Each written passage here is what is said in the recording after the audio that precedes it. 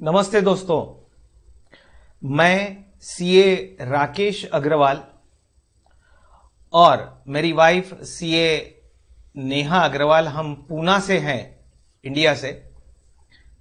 हमने अभी अगस्त में 2025 में कैलाश मानसरोवर की यात्रा की। इस यात्रा के बारे में मैं आपसे कुछ कहना चाहता हूं, इसका वर्णन आपके साथ शेयर करना चाहता हूं। तो जो लोग यात्रा करने के उत्सुक हैं उनको काफी जानकारी इससे प्राप्त होगी, और जो लोग किसी कारणवश इस कैलाश मानसरोवर यात्रा को नहीं जा सकते वो इस यात्रा का मजा घर बैठे ही ले सकते हैं, क्योंकि इस यात्रा में फिजिकल फिटनेस भी ज्यादा लगता है और एज रेस्ट्रिक्शन भी है, इसलिए सभी के लिए ये पॉसिबल नहीं होती यात्रा। तो चलिए दोस्तों, मैं आपको कैलाश मानसरोवर यात्रा पर ले चलता हूं। सबसे पहले आपको कैलाश पर्वत के दर्शन करवा देता हूं। तो ये रहे कैलाश पर्वत के दर्शन। ये उसका गोल्डन रूप है, माउंट कैलाश का गोल्डन रूप है। इसकी जानकारी भी मैं आपके साथ शेयर करूंगा। तो फ्रेंड्स, मेरा प्रेजेंटेशन इंग्लिश में रहेगा, लेकिन कमेंट्री या एक्सप्लेनेशन हिंदी में रहेगा। So dear friends, first I will explain you the importance of mount Kailash and Mansarovar lake.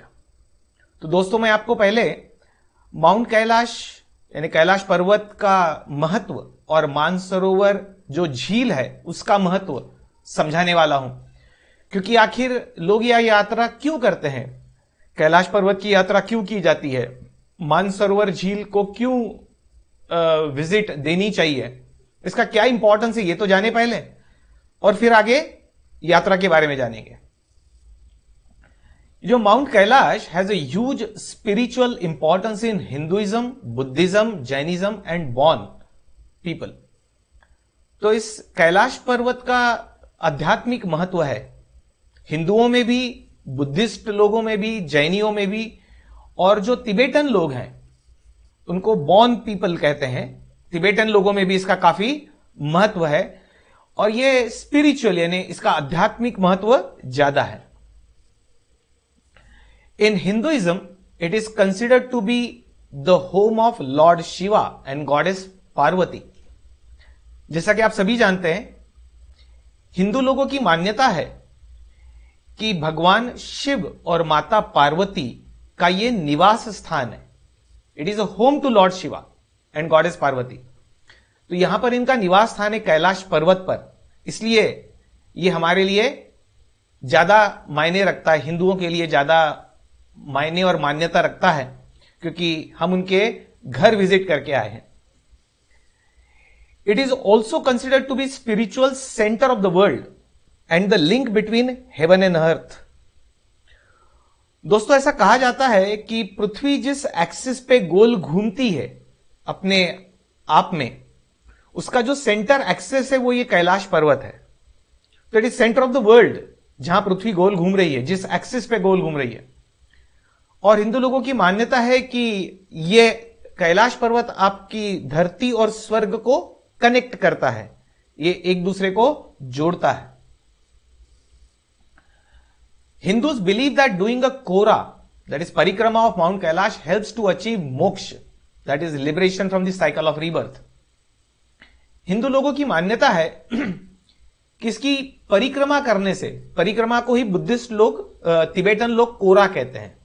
Buddhist और तिबेटन लोग इसको परिक्रमा को कोरा कहते हैं, तो दोनों का मतलब एक ही हुआ। तो इसकी परिक्रमा करने से, कैलाश पर्वत की परिक्रमा करने से हमें मोक्ष की प्राप्ति होती है, ऐसा हिंदू लोगों का बिलीव है या उनकी मान्यता है। मोक्ष की प्राप्ति यानी जन्म मृत्यु के बंधन से आप मुक्त हो जाते हो, ऐसी मान्यता, इसलिए भी लोग वहां जाते हैं। Now similar beliefs are also held by Buddhism, Jainism and Bon people. ऐसा ही कुछ आसपास का ख्याल या आध्यात्मिक मान्यता बुद्धिज्म लोगों की भी है, जैनी लोगों की भी है और तिबेटन लोगों की भी है। इसी के आसपास जो हिंदू लोगों की मान्यता है वैसी ही कुछ। In Buddhism it is considered to be the home of lord Demchok, that is Chakra Sanwara.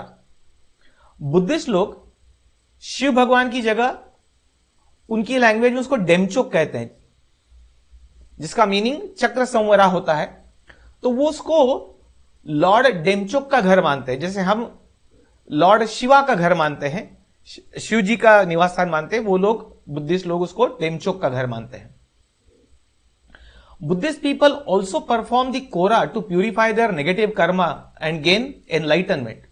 यानी सेम चीज जो हिंदू लोग मानते हैं वही बुद्धिस्ट लोग भी मानते हैं कि उनके नेगेटिव कर्म चले जाएंगे या वो धुल जाएंगे और उनको एनलाइटनमेंट यानी मोक्ष की प्राप्ति होगी, ऐसा बुद्धिस्ट लोग भी मानते हैं। In Jainism it is believe that their first tirthankara यानी ऋषभनाथ या Rishabhdev attend moksha at this place. Jain लोगों का मानना है कि उनके जो फर्स्ट तीर्थंकर है, उनके बहुत सारे तीर्थंकर हुए, उनमें के जो पहले ऋषभदेव या ऋषभनाथ जो हैं, उन्होंने भी मोक्ष की प्राप्ति कैलाश पर्वत के पास ही प्राप्त की थी। ये उनकी भी मान्यता है, जैन लोगों की भी मान्यता है, इसलिए वो भी लोग वहां पर आते हैं। बुद्धिस्ट लोग भी आते हैं, हिंदू लोग भी आते हैं, जैन लोग भी आते हैं और तिबेटन यानी बॉन लोग भी आते हैं। In Bon tradition, they perform the Kora anti-clockwise, and it is considered to be the seat of sky goddess Sipaimen.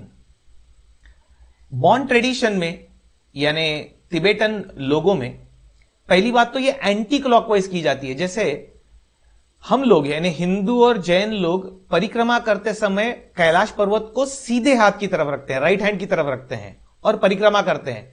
आप याद कीजिए, आप मंदिर में भी यदि परिक्रमा करोगे तो आप भगवान को सीधे हाथ की तरफ रखते हो। तो जब हम ऐसी परिक्रमा करते हैं तो उसको क्लॉकवाइज कहते हैं, क्लॉकवाइज परिक्रमा, जैसे क्लॉक घूमती है। लेकिन बॉन ट्रेडिशन में ये लोग एंटी क्लॉकवाइज करते हैं, यानी ये कैलाश पर्वत को उल्टे हाथ की तरफ रखते हैं, बाएं हाथ की तरफ रख के परिक्रमा करते हैं। और ये लोग मानते हैं कि कैलाश किसका निवास स्थान है, उनकी स्काई गॉडेस सिपामेन, तो ये उनके नाम है। और अब मैं ट्रेकिंग कम्युनिटी की बात कर रहा हूं। For trekking community it is an unconquered peak, दो it is 2/3 of the height of Mount Everest, still due to its spiritual power and difficulty level no one is able to reach the peak। जो लोग trekking में विश्वास रखते हैं, क्योंकि मैं भी एक ट्रेकर हूं, वो ट्रेकर लोग आज तक इस पर्वत पर चढ़ नहीं पाए हैं, कैलाश पर्वत पर चढ़ नहीं पाए, उसकी चोटी तक नहीं पहुंच पाए हैं। जबकि कैलाश पर्वत की जो हाइट है वो 2/3 है, एवरेस्ट के 2/3। तो लोग एवरेस्ट पर तो चले जाते हैं, लेकिन उससे कम हाइट वाले 2/3 हाइट वाले कैलाश पर्वत पर नहीं चढ़ पाते। अब ये क्यों नहीं चढ़ पाते, तो इसके बहुत सारे कारण है। कुछ तो शायद इस पर्वत की स्पिरिचुअल पावर है, कुछ लोग कहते हैं उधर कुछ मैग्नेटिक फील्ड है, कुछ कहते हैं चढ़ने के लिए डिफिकल्ट है, पिरामिड शेप का है, जो हमने देखा है, आपने भी फोटो में देखा अभी। लेकिन एक बात सच है कि कोई भी इस पर्वत पर चोटी तक नहीं चढ़ पाया। बहुत लोगों ने कोशिश की, एवरेस्ट चढ़ने वालों ने भी कोशिश की, लेकिन इस पर्वत पर नहीं चढ़ पाए क्योंकि उसका एक कोई सिग्निफिकेंस है। या आप कहिए कि सचमुच वो निवास स्थान है तो शिवजी वहां पर आने नहीं देते होंगे, आप कुछ भी मानिए, ये सबकी अपनी अपनी मान्यता है, मैं उसमें नहीं जाऊंगा। लेकिन ये अनकॉन्कर्ड पीक है, कोई इसकी चोटी तक नहीं चढ़ पाया है। और Chinese government has banned climbing on it since 2001। बाद में चाइनीज गवर्नमेंट ने इसको बैन कर दिया है। अब इसमें चाइना कहां से इन्वॉल्व हो गया, क्योंकि ये जो पर्वत है ये तिबेट में आता है, जो मैं आपको आगे बताने वाला हूं, और तिबेट के ऊपर चाइना का कंट्रोल है।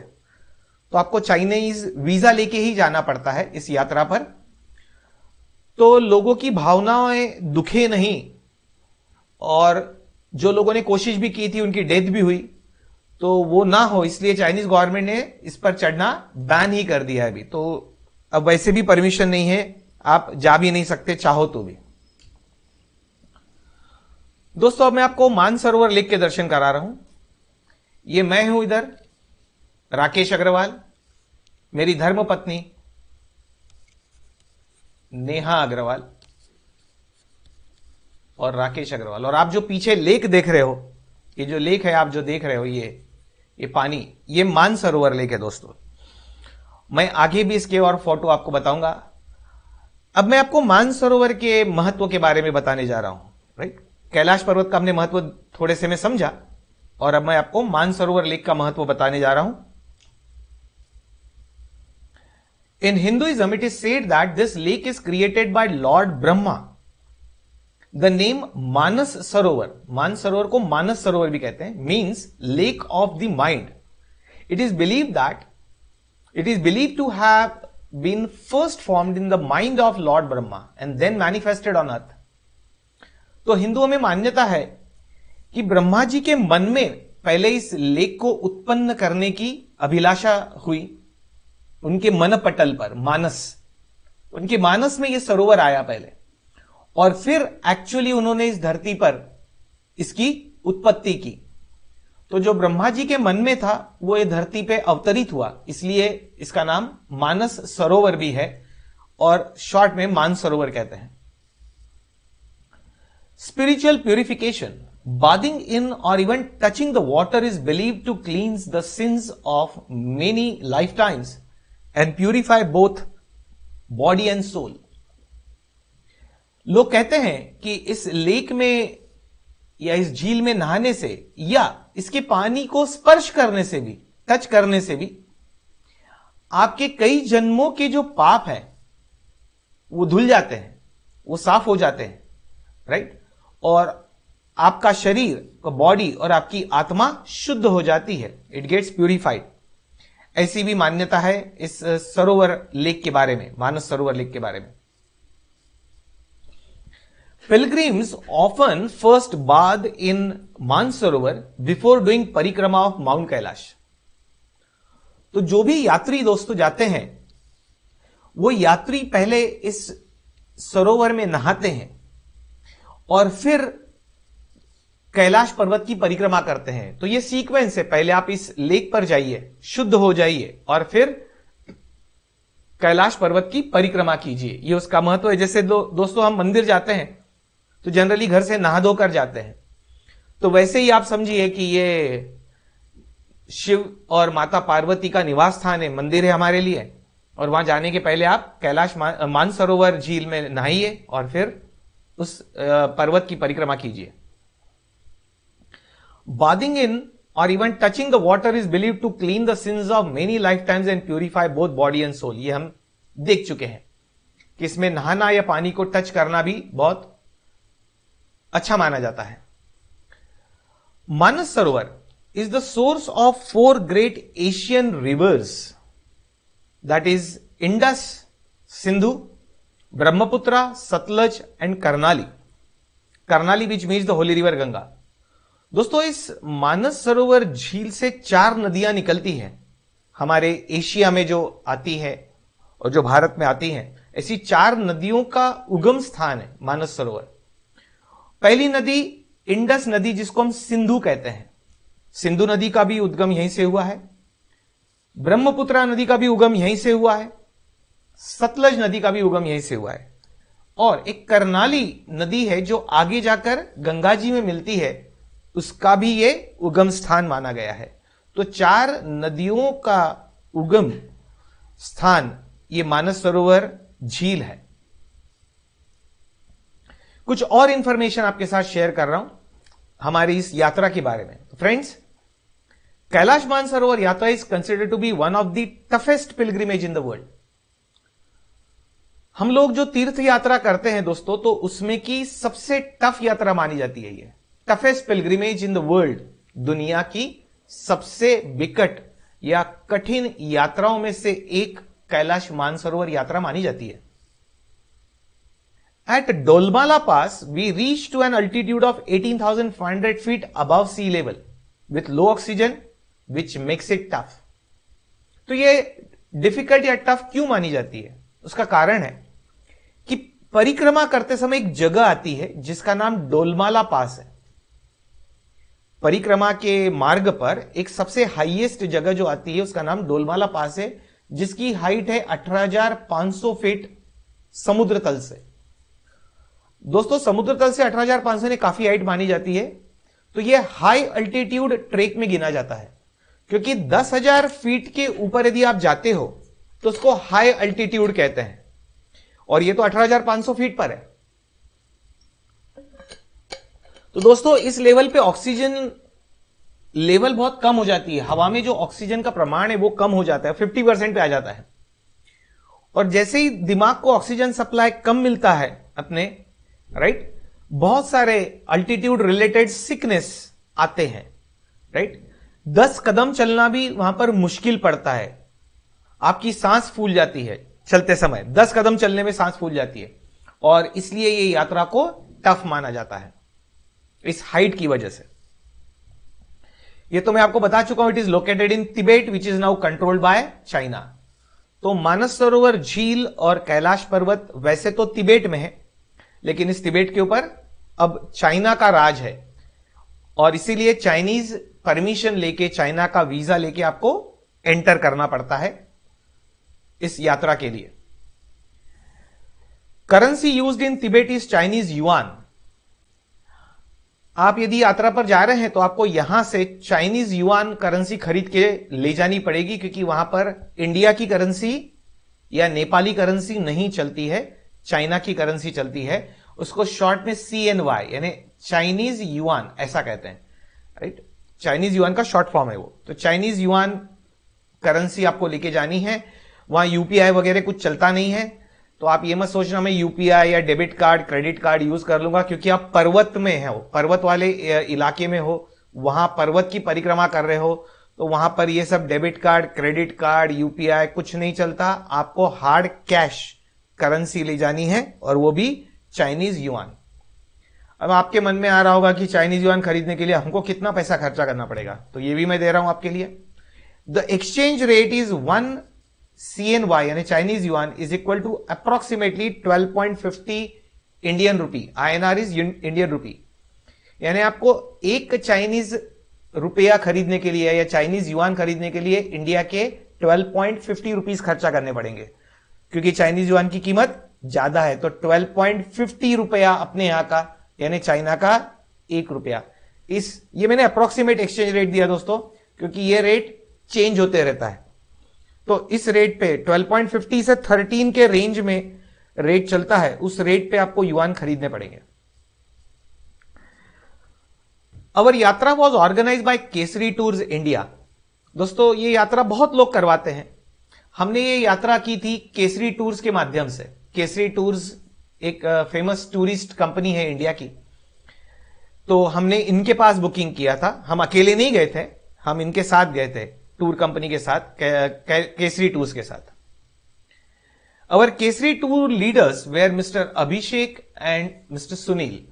ये दो लोग केसरी टूर्स की तरफ से हमारे साथ थे एज अ टूर लीडर, अभिषेक और सुनील। यदि मेरे मुंह से इनका नाम निकले तो समझ जाना है केसरी के टूर लीडर्स है।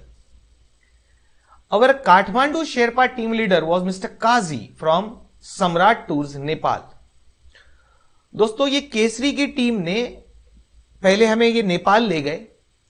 नेपाल में काठमांडू में हमारी मुलाकात शेरपा टीम से हुई, क्योंकि शेरपा की टीम बहुत सारा लॉजिस्टिक्स का काम देखती है, यानी आपका सामान ढोने का, खाना बनाने का, आपको गाइड करने का, ये सब काम शेरपा की टीम, नेपाली टीम करती है। तो काठमांडू में हमारी मुलाकात वो शेरपा टीम से कराई गई, और उस टीम के जो प्रमुख थे वो थे मिस्टर काजी, और मिस्टर काजी काम करते हैं फॉर सम्राट टूर्स नेपाल। तो सम्राट टूर्स की तरफ से मिस्टर काजी और उनकी टीम ने हमारा साथ दिया एज अ शेरपा टीम। ये भी 6 लोगों की टीम थी हमारे साथ में। Our China tour coordinator was mister Namche, who was carrying our passports all the time. एक चाइना का कोऑर्डिनेटर हमारे साथ था, जिसको इंग्लिश भी आती थी और चाइनीज भी आती थी, ऐसा उसका नाम था मिस्टर नामचे। ये बहुत इंपॉर्टेंट व्यक्ति था, क्योंकि दोस्तों हमारी लैंग्वेज चाइनीज लोगों की या तिबेटन लोगों के समझ में नहीं आती है, ना तो वो हिंदी जानते हैं ना इंग्लिश जानते हैं। तो आपको उनसे बात करना तो या तो चाइनीज लैंग्वेज, जो मैंड्रीन लैंग्वेज कही जाती है चाइनीज, उसमें बात कीजिए, या तिबेटन लैंग्वेज में बात कीजिए। तो हमें बड़ी मुश्किल होती है कोऑर्डिनेट करने में। आप एक सिंपल सी चीज भी उनसे पूछोगे कि टॉयलेट कहां है, तो वो नहीं बता पाएंगे आपको। और वहां पर सब बोर्ड जो है वो भी चाइनीज और तिबेटन लैंग्वेज में लिखे हुए हैं, तो बोर्ड पढ़ के भी कुछ समझ में नहीं आता है। तो एक कोऑर्डिनेटर की जरूरत पड़ती है जो हमारे टूर के साथ और चाइनीज लोगों के साथ बीच में कोऑर्डिनेशन करने के लिए। तो वो था हमारा मिस्टर नामचे। और आप जब तिबेट में यानी चाइना में एंटर करते हो तो हर जगह पर चेक पोस्ट पर आपके पासपोर्ट चेक किए जाते हैं, आप कितने लोग जा रहे हो वो भी चेक किया जाता है, क्योंकि आपका पूरा एक ग्रुप वीजा बनता है, उसका पूरे ग्रुप का एक वीजा बनता है। तो ग्रुप में कितने मेंबर है काउंटिंग किए जाते हैं, वहां की पुलिस आपके बस में आके चेक करती है कि आप कितने लोग हैं। तो ये नामचे के पास हमारे पूरे पासपोर्ट्स थे, वो हर बार चेक पोस्ट पे हमारे बस में से उतरता था और वो पुलिस अथॉरिटीज को पासपोर्ट दिखाता था और वो जो हमारा ग्रुप का पूरा वीजा था वो दिखाता था। फिर वो पुलिस लोग आके चेक करते थे, बस में काउंटिंग करते थे और फिर हमको आगे जाने की परमिशन मिलती थी। तो वो मिस्टर नामचे था। Now we did a climbing cum trekking practice. ये हमने क्या किया इस यात्रा की तैयारी के लिए वो बता रहा हूं। We did a climbing cum trekking practice, long distance walking, running practice for nearly 4 months in India to prepare ourselves for this expedition. तो दोस्तों ऐसे उठ के चल दिए यात्रा को तो यात्रा सक्सेसफुल होने के चांसेस नहीं है। हमने इस यात्रा के लिए 4 महीने प्रैक्टिस की है इंडिया में। प्रैक्टिस में क्या क्या किया, हम ट्रेकिंग पे जाते थे, यानी पर्वतों पर चढ़ने जाते थे, हफ्ते में 1 बार, तब भी पॉसिबल हुआ तो 2 बार। लॉन्ग डिस्टेंस वॉकिंग करते थे, 20-20, 25-25 किलोमीटर वॉकिंग करते थे, क्योंकि आपको यहां यात्रा पर चलना है, काफी चलना है। थोड़ा बहुत रनिंग करते थे, जिसको हम कार्डियोवास्कुलर एक्टिविटी कहते हैं। ये सब हमने खुद को तैयार करने के लिए किया। ये मैं आपको इसलिए बता रहा हूं कि यदि आपको इस कैलाश पर्वत की परिक्रमा पैदल करनी है तो आपको भी थोड़ी प्रैक्टिस करनी पड़ेगी, यदि पैदल परिक्रमा करना है। नहीं तो और एक ऑप्शन है जो मैं आपको बाद में बताऊंगा जब हम आगे जाएंगे तब। अब दोस्तों हमारी आइटिनरी के बारे में बात कर रहा हूं। आइटिनरी यानी हमारा पूरा डे वाइज टाइम टेबल क्या था, तो आपको ब्रीफली आइटिनरी पे ले चलता हूं। पहला दिन day 1, Mumbai to Kathmandu air journey, night stay at Kathmandu. एकदम ब्रीफ में बता रहा हूं, बाद में डिटेल में जाने वाला हूं मैं, अगले वीडियोस में मैं आपको बहुत डिटेल में लाऊंगा। एक बार ब्रीफ देख लेते हैं कि ये कैसे यात्रा चलती है। तो पहले दिन हम लोग मुंबई टू काठमांडू गए। आप जिस भी शहर में होंगे काठमांडू जा सकते हैं। ये एक रूट हुआ, काठमांडू से जाने वाली यात्राएं बहुत फेमस है, दूसरे रूट भी हैं, हम काठमांडू के थ्रू गए। तो ये एयर जर्नी था हमारा, मुंबई टू काठमांडू। नाइट में हम काठमांडू की होटल में रुके। डे 2, दूसरे दिन हमने बस जर्नी की फ्रॉम काठमांडू टू तातोपानी। तातोपानी नेपाल में ही आता है, एक छोटा सा गांव है नियर कोदारी बॉर्डर। तो हम काठमांडू से तातोपानी गए बस में, ध्यान रखिए। और कोदारी बॉर्डर यानी जहां नेपाल और चाइना की बॉर्डर है, वहां पर हम जाके रुक गए। नाइट स्टे हमने किया तातोपानी में, राइट, यानी चाइना के पास बॉर्डर पर। तीसरा दिन crossing the border and entering into Tibet. तीसरे दिन आप वो बॉर्डर क्रॉस करते हो, यानी आप नेपाल से चाइना जाते हो, तो आप चाइना पहुंच गए थर्ड डे। और फिर बॉर्डर क्रॉस करने के बाद यानी इमिग्रेशन फॉर्मेलिटी करने के बाद हमारी बस जर्नी वहां से चालू हुई, बॉर्डर क्रॉस करने के बाद अप टू न्यालम। अब इसके आगे के जो भी नाम है वो सब कहां के रहेंगे दोस्तों, तिबेट के यानी चाइना के। तो न्यालम और नाइट स्टे हमने किया एट न्यालम तीसरे दिन। चौथे दिन हमारी बस जर्नी थी from Nyalam to Saga, naturally Tibet में। ये अराउंड 500 किलोमीटर की बस जर्नी हमने की और हमारा नाइट स्टे था एट सागा। पांचवें दिन एक्लेमेटाइजेशन डे था हमारा एट सागा। एक्लेमेटाइजेशन डे यानी क्या, यानी आपको उस हाइट से आपकी बॉडी को एडजस्ट करना, क्योंकि सागा है 15,223 फीट पे अबव द सी लेवल। ये काफी ज्यादा हाइट है। तो इस हाइट पे जाने के बाद लोगों को तकलीफ होना चालू हो जाती है, इसलिए एक दिन रखा था खास एक्लेमेटाइजेशन के लिए। तो हमने नाइट स्टे एक दिन और किया, कहां, सागा में ही हम रुके और हमारी तबीयत को ठीक किया या हमारी बॉडी को उस क्लाइमेट से एडजस्ट किया। डे 6, छठवें दिन हमारी बस जर्नी थी from Saga to Mansarovar lake. तो छठवें दिन हम गए सागा से उस मानसरोवर झील पर और हमने नाइट स्टे किया in the mud house near lake. वहां छोटे छोटे घर बने हुए, बहुत बड़ी बड़ी बिल्डिंगें नहीं है, बड़ी बड़ी होटलें नहीं है, एक साधारण सा मकान रहता है। मड हाउस आप कह सकते हैं, गेस्ट हाउस कह सकते हैं, लेक के किनारे। तो आप एक दिन लेक के किनारे रहते हो, मानसरोवर लेक के पास आपको सोना है मड हाउस में। तो छठवें दिन हम लेक के किनारे थे। सातवां दिन bus journey from Mansarovar to Darchen. सातवें दिन हम मानसरोवर लेक से दारचेन गए। Darchen is the base camp for parikrama. परिक्रमा को जाने वाले सभी लोग भले ही अलग अलग रास्ते से आए, लेकिन आते सब कहां है? दारचेन में। दारचेन को बेस कैंप माना गया है और ये थोड़ा सा एक शहर टाइप डेवलप कर दिया है चाइना ने, क्योंकि यहां पर सभी चीज मिलती है। आपको परिक्रमा पे जाने के पहले कोई भी चीज की जरूरत हो तो वो यहां पर अवेलेबल है दारचेन में।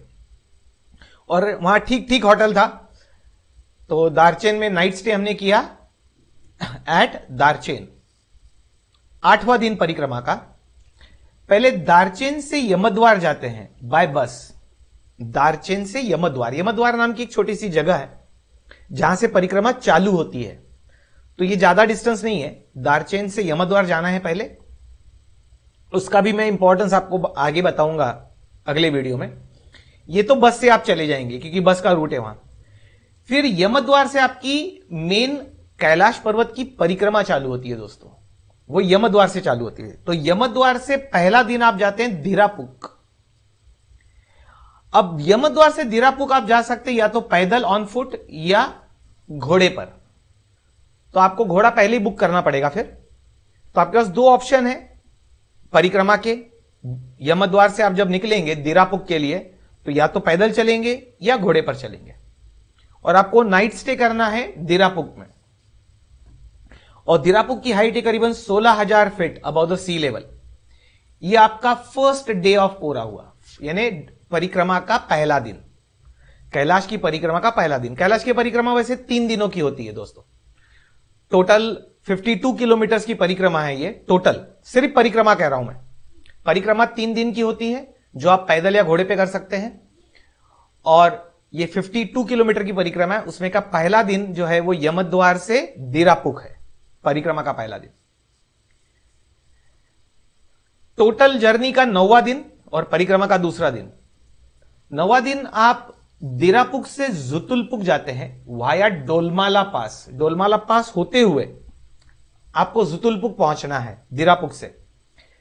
द टफेस्ट डे ऑफ परिक्रमा, यह सबसे कठिन दिन है, यानी परिक्रमा का दूसरा दिन सबसे कठिन माना जाता है। यह 22 किलोमीटर की जर्नी है दोस्तों, पैदल या घोड़े पर 22 किलोमीटर की जर्नी है। और यह गुजरती है वो डोलमाला पास की हाइट से, 18,500 फीट की हाइट से यह जर्नी गुजरती है।